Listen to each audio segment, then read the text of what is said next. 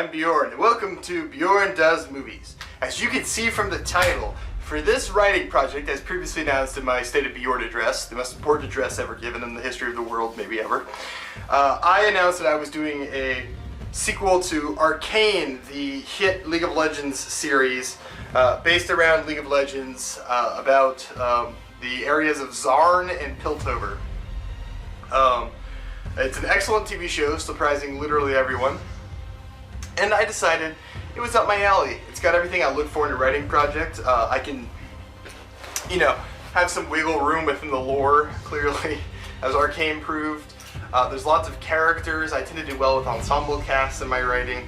And it's an interesting, fantastical world that veers more into fantasy, which is my preferred genre. And so I decided to tackle Arcane Season 3. Now, the way Arcane Season 2 ends, it's pretty clear that we're done with the Piltover Zarn storyline, at least for a long time, and they're going to go to a different area. So I decided, I'm just going to pick my own area, and I'm going to launch into it. Now, there's a lot of cool places you could have gone. You could have done Demacia and the Major Vaults and all of that, with Lux and Silas, but that didn't catch my fancy. You could have done Ionia. Boring. No one likes it. And so I settled onto a single place, a single point in the League of Legends universe that I was like, oh yeah, it's all coming together. And that place is Bilgewater. We be doing pirates here. I've been looking for an excuse to use this pirate voice for 3 fucking years. That's right, we're doing the Pirates of Bilgewater. Fucking hell, that she wrecks my throat, wow. Let me give you some background on Bilgewater. Long ago, in time immemorial, like 20 years ago, a company called Riot Games created something truly diabolical. A game called League of Legends. League of Legends was cursed, and anyone who touched it would forever be a virgin trapped in their mother's basement. They would have no social contact. And so it was that League of Legends continued to spread its dastardly plays all across the known world. But then, they created an area inside of League of Legends called Bilgewater, and it's got pirates, and that's what we're fucking doing. I'm gonna give up on that voice. Yes, we're doing Bilgewater, the series of islands. I think they're called the Serpent Islands. And Bilgewater is a major city on them. I think it's one of only 2, and it's the main one. It's where, lots of stuff is happening. And Bilgewater is one of the regions in League of Legends, and is home to, honestly, not as many champions as some of the other areas. There's not nearly as many going on here, but a lot of the ones that are here are very noteworthy and memorable. And also, it's pirates. I've been looking for an excuse to use pirates on this channel forever. And pirates are awesome. I didn't want to do Pirates of the Caribbean because, dead franchise. And I was like, yeah, Bilgewater is perfect. There's fascinating characters here. There's a lot going on. There's deep lore. There's already a good foundation here. I am tweaking stuff, changing timelines around, moving character motivations, tweaking things ever so slightly, adding some lore to a couple particular characters. But I think as you watch what I'm doing here, it'll make sense. So in this video, I'm going to introduce my characters. Now, most of you know these characters if you've played League of Legends. You know what I'm doing. But still, for those who haven't, I'm going to be introducing them as they are in Act 1. Act 1 works as an origin for many of these characters, and I bet a lot of you who know the lore vaguely probably know what's going to transpire in Act 1 when I start talking about what characters are in it. Other characters I won't mention because they don't appear until Act 2, and so I'm not going to talk about them. It's not happening. Alright? So, without further ado, let's get to our first character, Abigail Fortune. Abigail Fortune is a follower of the Path. The religion of the River People, who will be brought up later, so I'm going to kind of skim over them. She was exiled from the River People by breaking with tradition when she chose to work a typical job, something that the Path forbids. However, she's kept many of the tenets of the Path, pacifism, and other aspects of the religion. And she struggled with her beliefs to make a living in Bilgewater, where she wound up, because Bilgewater is a cutthroat and horrible place. That is until she runs across Tom Kinch, another character we'll talk about later. She makes a deal with Tom Kinch, which gives her the ability to become an excellent weaponsmith. However, the more weapons she builds and gives to people who use them for killing, the more she's haunted by the ghosts of those killed by her weapons. And she's being driven to the point of being unsure if she really is a good person or not, or if she really does follow the Path and its teachings of pacifism. Does making a weapon that winds up killing someone because of its craftsmanship make you guilty by association. I based sort of what I'm doing with Abigail Fortune on the Winchester, Liddy Winchester. That's a whole thing. If you're curious about that, it's actually fascinating. She built a crazy wacko house meant to capture ghosts that she thought were haunting her from all the people that her husband's guns killed. And so I took inspiration from that, and I crafted a Abigail Fortune. Now, if you know the lore, you probably see where I'm going with this, but she's actually really interesting. She's not mentioned too much in the lore of League of Legends, but we're going to make some do with her and those people around her. Our next character is one Gangplank. Yeah, Gangplank is awesome. Gangplank is going to be our main antagonist for the film. He is a monstrous pirate captain who's where he is in Act 1. He's intent on becoming the Reaver King, a sort of whispered of title that used to be passed down from all the great pirate lords before the title was sort of spread amongst 5 or 6 pirate lords, of which Gangplank is one of, all ruling chunks of Bilgewater like gangs. Gangplank's goal is to reforge the title of the Reaver King by conquering and defeating the other pirate kings. Very cool already. Gangplank has earned himself a reputation for being unbelievably brutal, violent, and vindictive. If you cross him, he will find you. People whisper stories of how he carved the bones of those who were still alive, and all the monstrous things he's done. But what is behind the monster? What is the man like? And what makes someone act like him? Gangplank's actually got a lot going on in this first act. I'd say he's probably one of the closest things to a protagonist, in addition to one other character who I'm going to talk about here in a second. He is tied to another character besides that other one. There's a lot of characters in this, by the way, so just like Arcane. Alawi, which he's in a relationship with her, a romantic relationship, and that will be fleshed out and explored. But also, Gangplank has his own very unique motivation for doing what he does, and you have to sort of wonder, does he even justify what he's doing to himself? How does he think of himself and what he is? And how does a man become as ruthless as Gangplank? That's the sort of questions I seek to answer in the script. Alright, moving on from Gangplank, we're going to go right to Alawi. Alawi is a member of I guess we'll call it a cult or a religious sect, an extremist religious sect that worships a god of passion, desire, and sort of forward momentum. It's a god that pushes its members to constantly change and strive towards a goal at all costs, and sort of says that morality can be set aside as long as you're always working towards a certain specific goal and you're honest about it. And that is the god of the sea, Nakoke Boros. Alawi is deeply tied to this religion. She's been raised in her whole life. Her mother is a priestess of Nakoke Boros, and many of her previous ancestors were too. And she wants to be the next in line to become the priestess of Nakoke Boros, but she has other family members who are also competing for the title. However, she's begun to hear strange whispers on the wind and in the water, and she's been seeing things that she's not sure if they're real or not. Visions of things that she can't understand and doesn't know why. And in addition to this, perhaps clouding her and pulling her away from her goal is Gangplank and her relationship with him, a man who she finds deeply captivating and believes has the tenets of Nakoke Boros, truthfully following his goal to the best of his abilities. And their sort of relationship is sort of the main thrust of her in this first act. Alright, our next character is Pike. Pike is a man who works at the Blood Harbor. He is we'll call him a diver. I think they have a specific term for this in lore, but I can't remember it off the top of my head. Basically, he literally dives down and cuts pieces of flesh off of living sea monsters to sell at the market, because they're more valuable coming off the live creature. It's an extremely dangerous job, and Pike himself is the best at it. Pike in this role is sort of connected to Abigail Fortune in this act. He's sort of in that sphere of the story. And he begins to undergo some changes here. He has sort of become like the wise old man you see at the bar. I guess that's the best way I can describe him. You'll see what I'm going for with this. For those of you who know Pike, you know where this is going in the long run. Yeah, so that's Pike. He doesn't do much in Act 1. He really pops off in Act 2. Alright. Next up, we've got Tobias Felix. Tobias Felix is a 15-year-old boy who is a member of the River People. A sort of, I guess I'll compare them to like our Romanian gypsies. I don't know if that's the proper term, but that group of people. They follow a religion they, I guess, created called the Path. It teaches that one should never strive. It teaches some very odd tenets, mostly about sort of going with the flow of life, never harming another life when you can help it, and then if you do, always giving back and never killing another sentient being. That's like a huge no-no. They're massive pacifists. They also believe that they shouldn't work real jobs, that they are people who have to give what life gives to them, and they can't take anything from life by force.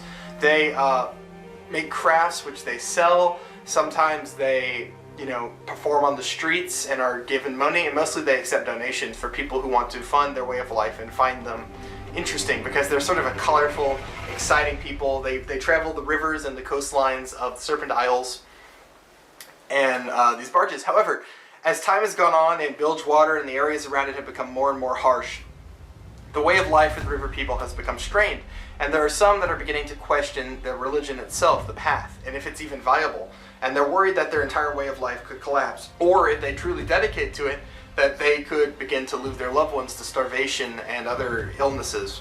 Tobias is one who feels that their way of life is dying. He's young, he's hot-headed, he wants to change things. His parents keep telling him that, this is the way it's always been, and we've hit hard times before, we've always come back. The Path will provide, that the way of the world is a natural course. However, Tobias, he isn't sure of that. And he's got a couple of interesting things going on. One, he loves to gamble. He is a, what we'll call a card shark. However, he isn't allowed to play for money, even though he thinks that if he could make a lot of it, and that maybe he could make enough money to save his people. However, that goes against the Path. It's taking money from others by force and not by will. Something that the Path preaches against. Tobias is touched by the Arcane. He is capable of using magic, which is something uncommon among the river people, which makes him unique. And he's being trained by one of the previous, we'll call magic users still alive, an elderly woman who's his sort of mentor, teaching him to touch the arcane. How all of this will sort of unfold in the context of the script, this is literally how he appears in the first episode of the 3 in the first act, so I'm being vague about this character. Again, those who know League, you know what I'm talking about here. You'll see what this means in the actual thing.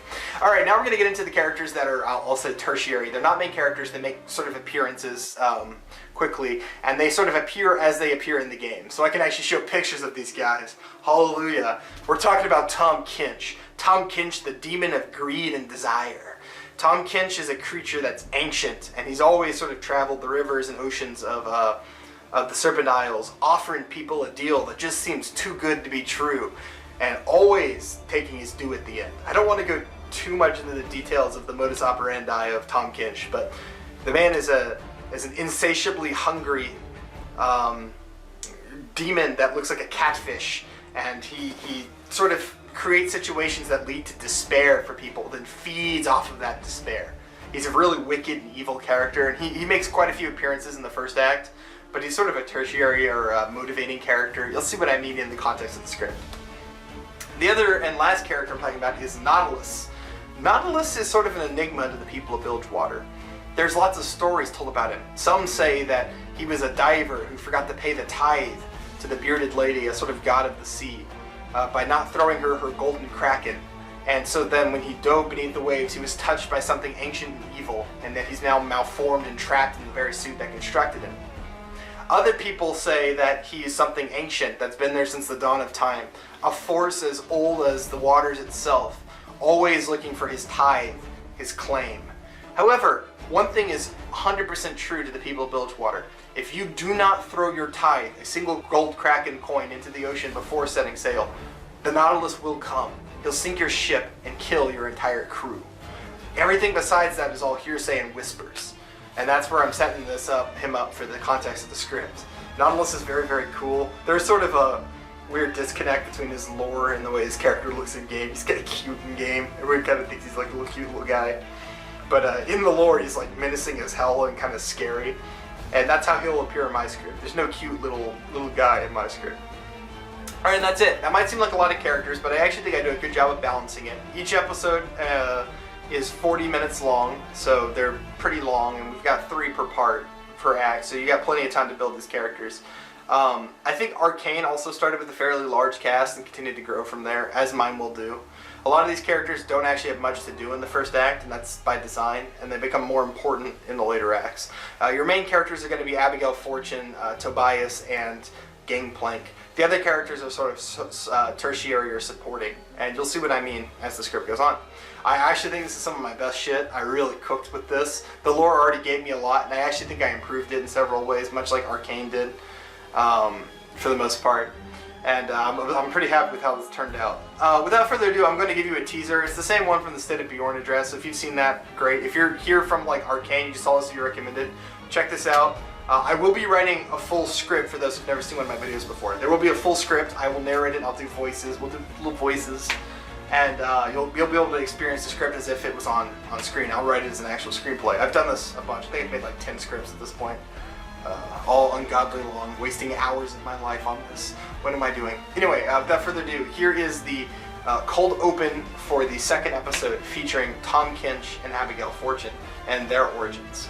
Without any further ado, I give you my take on Arcane Season 3 set in Bilgewater. We're going to open on the bustling streets of Bilgewater. Men in, piratey looking costumes move back and forth across towering wooden buildings hanging over the ocean. I'll show visuals of what Bilgewater's supposed to look like. Again, this is the sort of thing you leave to a set designer or a visuals guy. We see a woman with bright red hair walking down the street. She looks nervous. Her eyes dart back and forth as if she's being followed. She approaches a building in the middle of Bilgewater and then enters. The room is dim.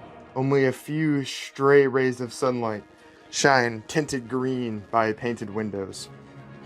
We can see some fine furniture and the outline of a desk. Someone large is sitting there, hidden by the shadows of the unlit room. We hear a deep voice with a southern drawl. "Welcome. I've been expecting you." The voice is deep and has a Mississippi southern drawl. I'll try my best at this one, but my drawl is very different, and so I actually struggle with it. The woman, who I will go ahead and say is Abigail Fortune, I believe it is, Miss Fortune, says, "You were expecting me?" The man in the shadow says, "Why, of course.